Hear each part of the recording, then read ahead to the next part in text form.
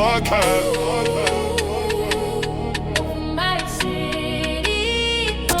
We in New York, we outside. We bringing that hoe back fast. From the stoops to the blocks, every voice got weight. Dreams from the city, every borough relate. Different paths, ain't hungry, building the bridge. Up in every story, from to the kids.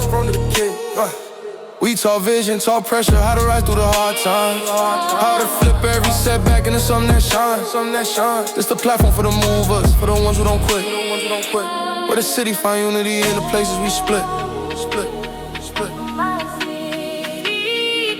Over my city portraits. Show New York love, where the city starts to get that.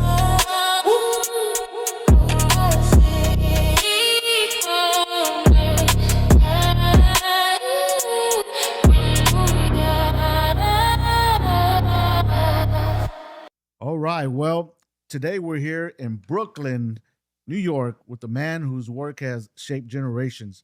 Pat Russo started a boxing program that built a bridge in the community, a bridge between peace officers and young people, between tough neighborhoods and real opportunities, and between discipline and destiny.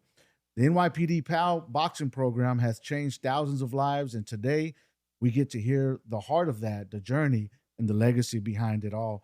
Pat, thank you for sitting down with us today. Thank you for having me. Appreciate it. Yeah, you know, I was really inspired when I came across y'all's page and started doing some research, finding out about what in the world is going on over here with Pat Russo and the PAL program with the NYPD. And I started realizing that this goes way back. And that brought excitement to folks like me who are around other folks where I come from and in Texas, and we're like discovering you guys across the nation. And so we had to make a stop here, and we're so glad that we did as we're discovering some really amazing things that we want to make sure everybody else knows. Well, welcome to Brooklyn. We're happy to have you, and we're happy to get the word out. And like I tell my coaches and the kids, if people don't know about it, it's like it never happened. And I think your podcast is bringing to the attention to the entire country what good cops do every day. And a lot of people don't want to focus on that. And you know what? That was a big reason why not me, not Pat Russo, the NYPD boxing team started this Cops and Kids program, was to build strong positive relationships between local cops and the local community, and especially the at-risk kids that were really just by, I don't even know how to say it, but just by news media that wants to, or just bad politicians that want to pit the community against the cops. And that doesn't make sense. And the NYPD comes from the community. We're not robots. We're people that want to do good. We want to lock up bad guys and keep the streets safe. But this program is crime prevention. It's to get to the kids before the streets get to them, and before they go down a bad path in life. And I know you're going up to the Bronx and you're gonna interview Peter Quillen, one of my very good friends, and just a great mentor in the program. And you're gonna see on the wall there that we put up. The gym is called Bronx Legends, Cops and Kids. Yeah. And the reason we made it Bronx Legends was we wanted to highlight not like the people that the sports stars or anything that are out there that left the neighborhood. We want to highlight the local kids that took the police test and now they're NYPD cops and they're on the boxing team and they're paying it forward. Like Nisa, I know you know about Nisa. We could talk about her. Nisa's up there every day trying to be a role model and a mentor to those kids up there in the South Bronx, a rough neighborhood that really don't have opportunities and it's a free program. And when you see that gym, this is a beautiful gym. Yeah. That's a spectacular gym. You're gonna Awesome. see. You're just gonna see an unbelievable an unbelievable coming together of like a public-private partnership. Like you have a beautiful landlord like we have here, a landlord that's generous to give us this space for free. Mm. We can't do this. We're in Brooklyn now that's becoming gentrified. This place right now could probably get $35,000 a month rent for a big, beautiful place like this. Wow. This landlord gives this to us for free. Wow. And the landlord, and the same thing in the Bronx, the landlord gives us the place for free. And it's in a beautiful, brand new building that he built, but he wanted to give back to the community. He wanted a partner with the community to say, I'm not here for money. Right. I'm a business. I have to generate a profit, but I'm here for the neighborhood.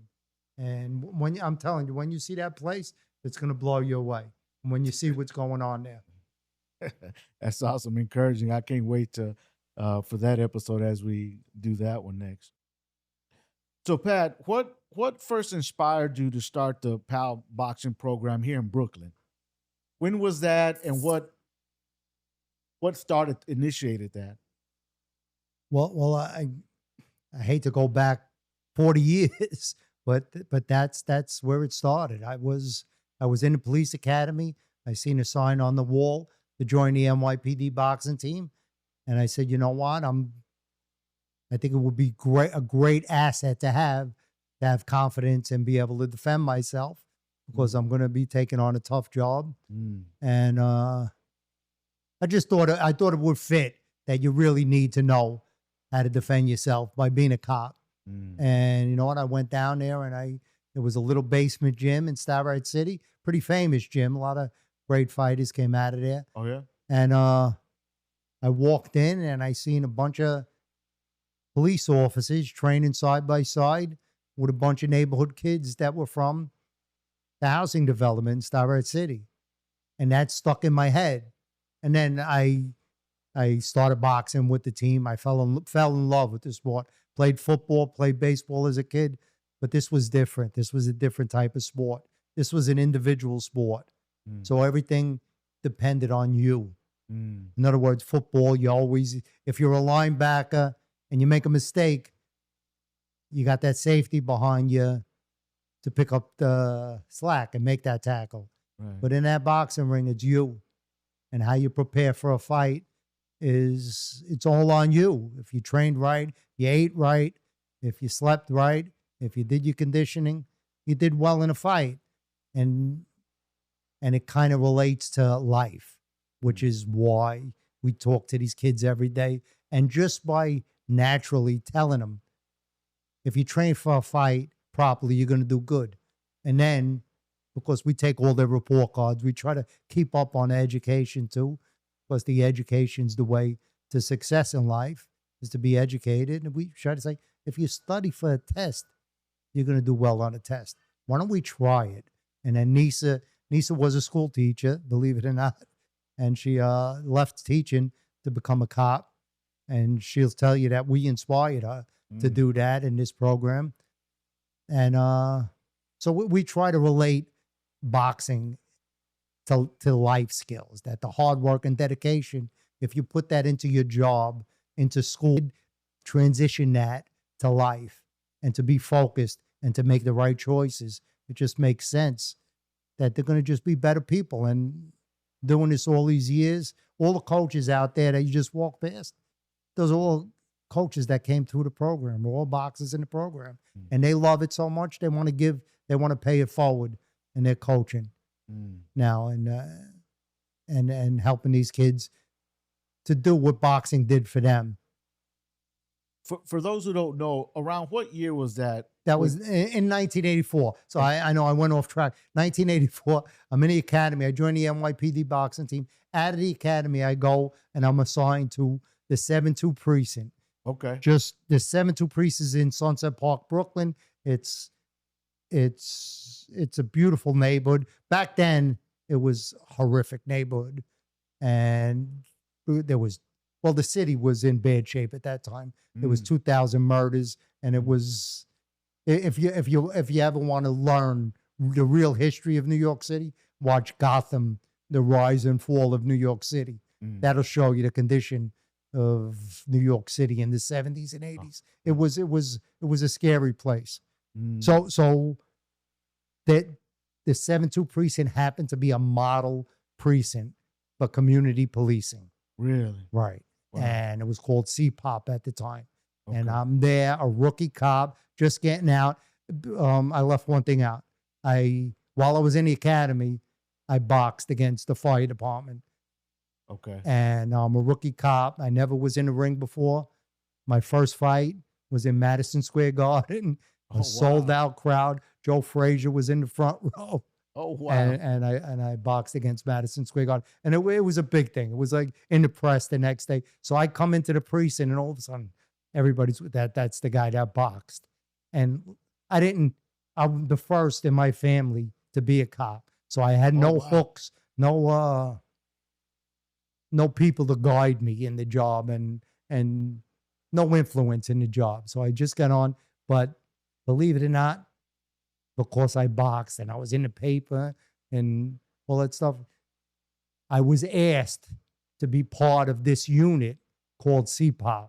And I think that's the reason why. They'll never say it, but why else would they pick this young kid, no family on the job, to be in the CPOP unit? I guess they figured the boxing and they wanted to get to me before, because there's a minute, like in life, there's that small percentage of cops that the job sucks, don't do nothing, let them kill each other, and we'll go take a report.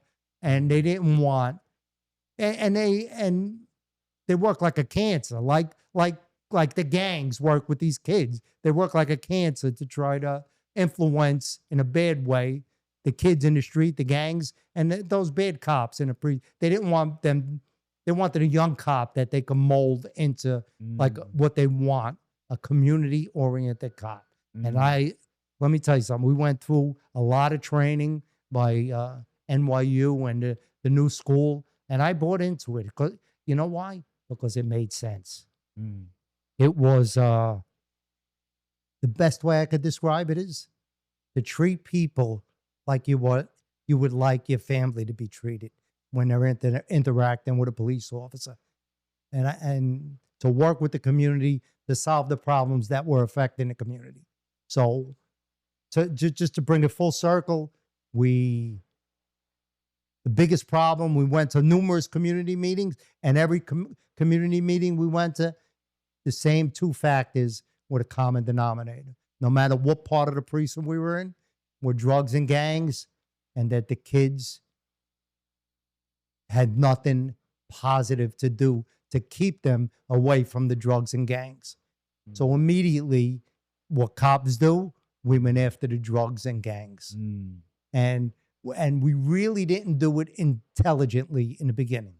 We just went out there and made mass arrests. And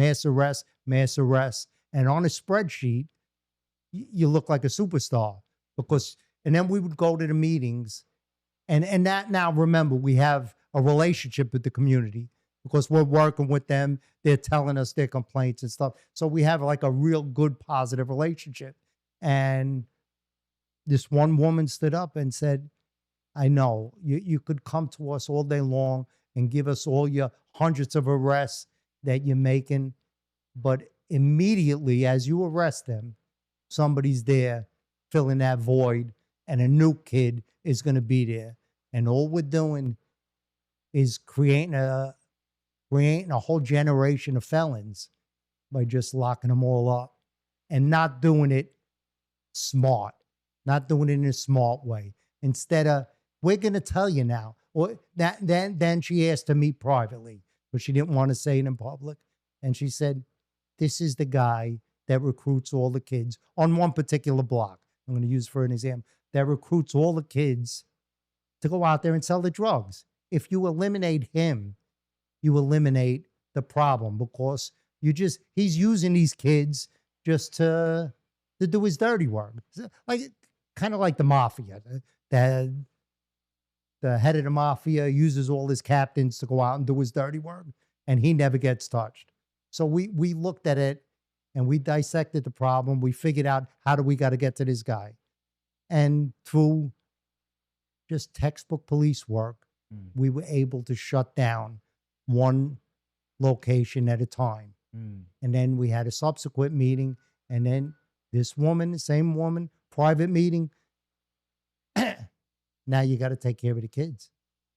Because if you don't take care of the kids, if you don't give kids a positive alternative to drugs and gangs and this stuff, we're just gonna, it's just gonna be a cycle of ruination in our community here. And then that gym in Starrett City popped into our heads, and we go, let's do it. We called up the New York City Police Athletic League, and there was a cop that was running the athletic program at the time. And he says, I got you. He goes, find me a spot. We went, we scoured the precinct, and Sunset Park there's a pool in Sunset Park, a public pool, and there's a big pool house. And for 10 months of the year, it sat dormant because it was used as the locker room for the pool, for the kids to get changed. Okay. So for 10 months, 10,000 square foot open space stood dormant. And we went to the Parks Department and we said, for the 10 months, can we do this to open up a free program for the kids, put a boxing ring in? And they said no. So we weren't going to take no for an answer. We went to the local elected officials, and they loved the idea. And what we explained the story, what we're looking to do. We're not just looking to make boxes. We're looking to keep kids off the street. It's a crime prevention program. They immediately set up a meeting between the police department, the Parks Department, and the local elected officials. And that was the first Cops and Kids program. And that brings us full circle to your question. Yeah. And so, so from that, the pool area, The pool area became a youth center. Oh, it became. It became a youth center, right? We went, and there was an abandoned building that we figured out had a boxing ring in it. And I did something that I'm proud of. I got cops to do manual labor. and we went into and we got in and we took apart a 20-foot old solid steel boxing ring. Had to take it down 2 flights of stairs. We put it on a barrier truck. We took it to Sunset Park and we built a ring, and it was all cops doing it for the kids. And what area that's is the whole Sunset cops Park and in? kids. Sunset Park is in Brooklyn. It's southern Brooklyn. Okay. Yeah, it's about 20 minutes from here. Okay. And one of the coaches out there right now was a kid that boxed in that program. Wow. Now he's coaching for almost 20 years. That's how long. Wow. Right. Just do the math. That was 40 years ago, and he was a 14-year-old kid in the program. And then how did this particular location come about? Well, it's moving forward to that. Then what happened? I retired from the police department. I became I was hired by the Police Athletic League to be the boxing director. Okay. And that was in 2000 to 2010. And then an executive director took over the Police Athletic League, and he called me into the office and said, Pat, we're going in another direction. We decided to do away with the boxing at PAL. PAL terminated the boxing program. And now I was also the director of the NYPD boxing team. Okay. Right. While in PAL, we had, because I wore 2 hats as the director of the amateur boxing program. In PAL, I was also part of the NYPD boxing team. So what I did is I went to the NYPD boxing team and I said exactly what was taking place. I said, PAL decided to do away with the boxing program. What do you think about we start to fill that void that's going to be created to make a New York City cops and kids boxing program to fill that void. And a gym in Staten Island, Park Hill, that was closed down. We one of the coaches, I think he might still be here too, Gary Stark, was a correctional officer. He was running that program. So we kept that open. We were able to keep that open. And you'll meet him probably in a half hour. My partner, Dave Steve, is a retired lieutenant. Okay. And he's now in this gym. He's running this gym. And so I basically go to him and say, you think we could raise enough funds that we could do this without the PAL? And he says, what are we going to do? Do we have a choice? No, we got to do it. And we started doing something called smokers.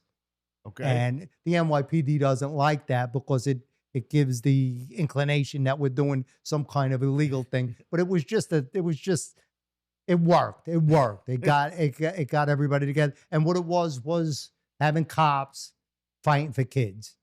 Like we would go he was on the job at the time that we did this. He would go all throughout the city and get cops to basically fight each other. Well, originally, it started off where we would have Brooklyn South box against the precincts in Brooklyn North here at a local Catholic high school. And they were great. And we raised enough money to open the gym in Staten Island. And then the local, my business is 10 minutes from here, about 8 blocks from here. And my local assemblyman used to call me all the time, and he caught me on a bad day.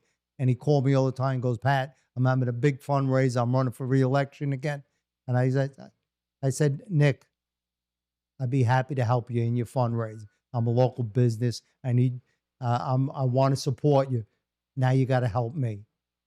PAL terminated this program. I need a space in this community to open a free gym for the kids. And a week or so later, he called me. He says, Pat, I want to introduce you to JJ Stricker, the landlord here in Flatbush Gardens. He says he's got it. And if you've seen this place before, I hope I still have them before and after pictures. That'd be great. You can't imagine. It was just a concrete garage, a mess. It was a mess, but it worked for the tenants. They parked, or the employees parked their cars here. And he says, what do you think? You think we could do it in this space? And he paid for all the renovations. And that's how this place got started. For a local elected official, a landlord, and the NYPD boxing team. Wow. That's in 2010. 2010. That's when we first did this place. What was the community like here then when y'all first started here compared to now? Well, it was a rough community in 2010, but it was a West Indian community. Okay. You're talking about all hardworking West Indian recent immigrants to this country, and they loved the idea.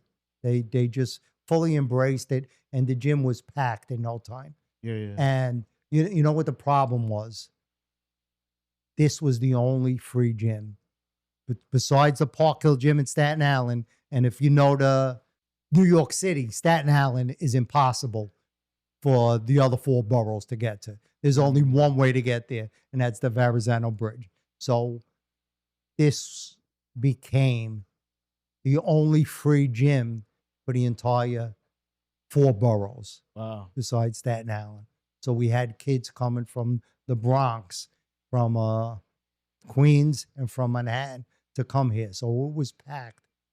And around how many kids would you say normally would participate on a daily basis? We immediately had 900 kids registered. Oh, Thank God goodness. they didn't all come at one time because that would have been impossible. But we get 50 kids a day in this gym, at least 50 kids a day. Wow. In this gym. And it's just a tremendous amount. The police officers now have come out, and now that niece is part of the program, she teaches them how to take the test, how to study for the test to become an NYPD cop.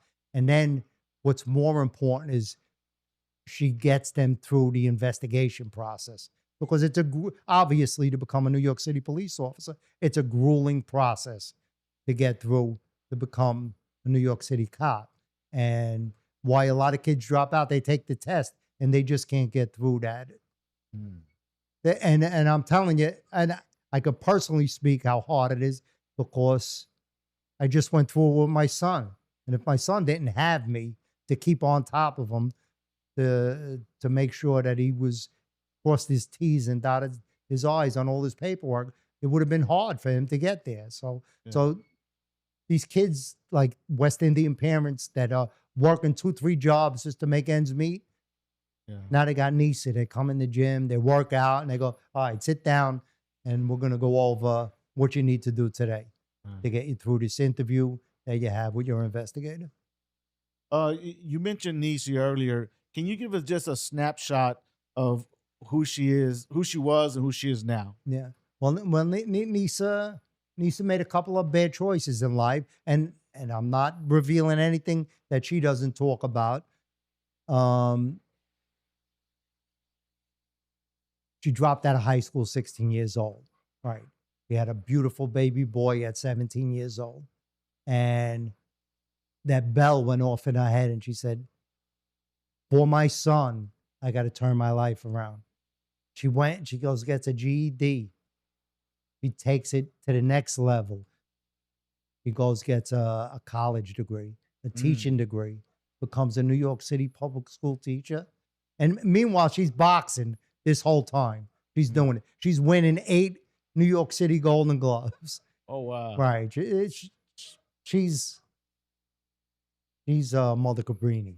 She really is. She's, you know, the story of Cabrini, of course. Right. She is the modern day Cabrini. And now she'll tell you, like, this Cops and Kids program inspired her to leave teaching and become a cop. And we were able, the police department, thank God, seeing the value that she brings, and assigned her as this gym as part of our routine in the New York City Police Department. And let me tell you something, it just elevated us, elevated what we could do for these kids tremendously. And she would travel, I understand, from the Bronx over here. Yes, she was traveling from the Bronx, from here, which is the story of the kids. The kids, just imagine, she was in her 20s at the time, training here in the gym. And you got kids taking that 2-hour subway ride here, which brings us back to Peter Quillen and the Bronx. We always promised, because when we were the PAL, we had 2 gyms in the Bronx. We promised that we would open up in the Bronx. And have you seen Counterpunch? I don't think so. It's a Netflix documentary. Everyone, please go watch it. It was written and produced by Jay Bolger, who, believe it or not, was in Fordham College, and he was boxing in the PAL in the Bronx. And he went into the Golden Gloves and everything. And then he left. And he basically says that being involved with boxing kind of changed his life, because it taught him everything that it just teaches you: discipline and respect and a work ethic. And he goes to Fordham, graduates, becomes a filmmaker and a journalist. And he ends up finding this spectacular place in the Bronx. And he says, Pat, we got to do it. We got to open this place together in the Bronx. And now it's Bronx Legends, which is Bronx Legends is Jay's not-for-profit, and Cops and Kids. And it's been a great, so far. Yeah. Everything's working out great. And they just opened the doors, and they're getting, because it's double the size of this, they're getting almost 100 kids in there a day. Where do you see it? It's gonna blow your doors off. How, Pat, how have you seen the relationships between peace officers and young folks change through this program? Well, that's what how you found us on social media. It's every day we're promoting the cops together with the kid, the cops raising the money for the kids, the cops fighting for the kids, and all of a sudden that kid that comes in that hated cops, Uh-huh. he's hugging a cop. He's saying, "Thanks, Pat. Wow. Thank." Wow. That's what it's about right there at the end of the day. 100%.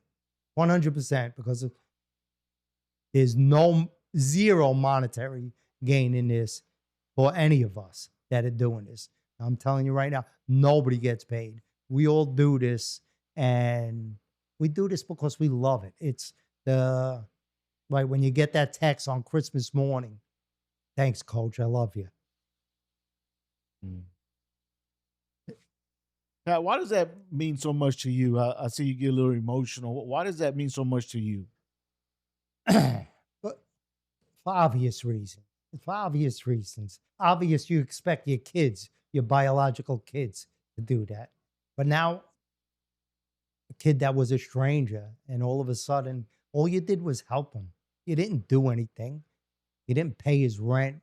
You just helped him to provide for himself. You Mm. taught him how to provide for himself. So it is. It's a special thing, and I apologize. No, no, for no this. need, no need. What do most people misunderstand about the kids growing up in the environments that you serve? It's all. I'm glad you asked that question, because it's as much as an eye-opening experience for the cops that come in here and train with the kids, and organically their perception that these kids are all, the kids in Flatbush, the kids in Park Hill, the kids in Sunset Park are all thugs and drug dealers and criminals and gangs members. It breaks that stereotype, Mm. because that's in a lot of cops' heads before coming on the job, because wherever they lived, they didn't experience a relationship with minority youth sometime. And then when they come in here, and not only does the barrier between the kids' perception of the cops' perception of the kids just comes down. And you know what? I just sit back and I watch it, and it just happens every day. And that's what's great about wearing the two hats that Dave Sieve, the lieutenant, and I wear, as being in the program and running the NYPD boxing team. So we take these cops right out of the academy that want to box, and we say, "You got to come train in the gym." We don't even say you got to go help the kids. We say, "Come train in the gym." And then we watch organically the relationship built between that cop and that local kid. And that's cops and kids in a nutshell. Bringing Mm. cops and kids together in a positive environment, and changing the kids' lives, and you know what? Changing the cops' lives too. Mm. Changing that cop's attitude towards, you know what? We got to get to these kids Mm. before they make those bad choices in life. That's just gonna just destroy them. The thing that I'm really most proud of is like Nisa, somebody that came through the program, and kids that came through the program and today are New York City police officers, and now they're paying it forward, that they're gonna. And the reason why is, I'm not gonna be around. I'm 63 years old. How much longer can I do this? I just had 3 grandchildren, under 3 right now, and I love to be with them. And there needs to come a time where I have to have the confidence in this next generation to keep this going, because how devastating would be that if that it ended, and these kids again didn't have a place to go to get off the street. So I'm proud of that that the next generation that came through the program are now cops, and they're doing it to pay it forward. With that, what do you hope the next generation of leaders, coaches, and officers carry forward with them that you've built?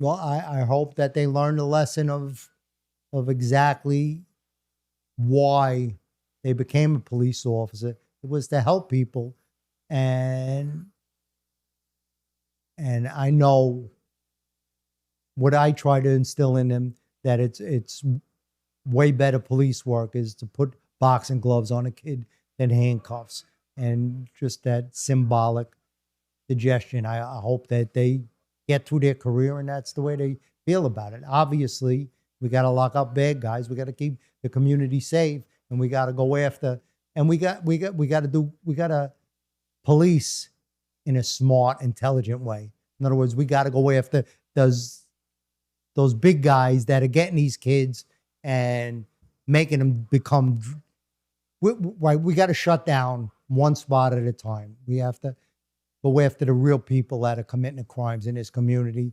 and help the kids to prevent them from going down a bad path in life. Lastly, Pat, so Hope for My City is a network now. We're trying to come together across the nation with like-minded people. We're calling it HFMC Network. And so based on what you know about us coming together, why do you think us coming together in the way we're doing it, why do you think that matters as it pertains to our country? Why is this important? Because from what I'm taking that your podcast does is create hope that we don't want kids to grow up and think that the only way out of poverty or out of destitution is criminal acts. We want to give them hope that you can do it. You can be a success in life, and we're here to help you. And what I love about the whole idea of your podcast is bringing stories like this, and hopefully, what I hope is there should be every police department in the country should have a similar type cops and kids program. Because it's crime. Look how many kids, when you walk out here, you're going to see 50 kids here. They're not in the street. So it's obvious. Common sense will tell you that it's a crime prevention program. Because idle minds get in trouble. Idle hands get in trouble. You got to give these kids something positive to do. And it just hits every measure. You're giving them physical fitness. You're keeping them out of the doctor's office. You're giving them positive nutrition. And it's just really a common sense program. And